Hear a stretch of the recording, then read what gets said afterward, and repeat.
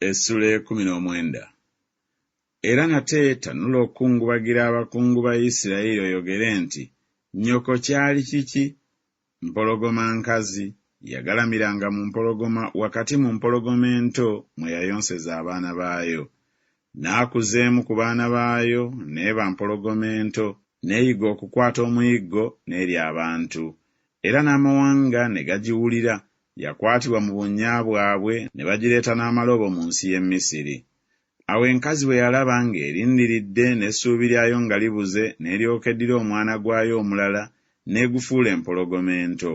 N'etambulatambula mu mpologoma, yafuuka empologoma ento, era yayiga okukwata omuyiggo, yalya abantu. Era yamanya amayumba gaabwe, n'ezisa ebibuga byabwe, ensi n'erekebwawo ne byonna ebyalimu olw'eddoboozi ery'okuwuluguma kwayo.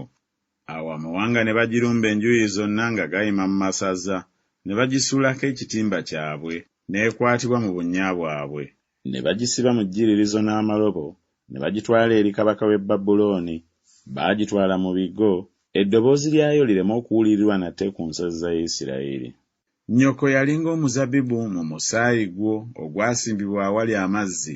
Yali mugimu, yajjula amatabi olw'amazzi amangi, era yalina emiggo eminywevu okuba emiggo egy'obwakabaka egy'abo abaafuganga, n'obukulu bwabwe bwagulumizibwa wakati mu matabi amaziivu, ne balengerwa olw'obuwanvu bwabwe nga balina olufulube lw'amatabi gaabwe. Naye yasimbulibwa olw'ekiruyi, yasuulibwa wansi, embuyaga ez'ebuvanjuba ne zikaza ebibala bye, emiggo gye eminywevu ne giwogokako, ne giwotoka, omuliro ne gugyokya.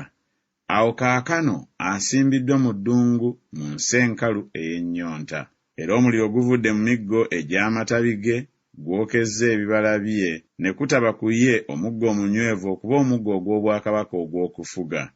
Ebyo byakukungubaga, era biriba byakukungubaga.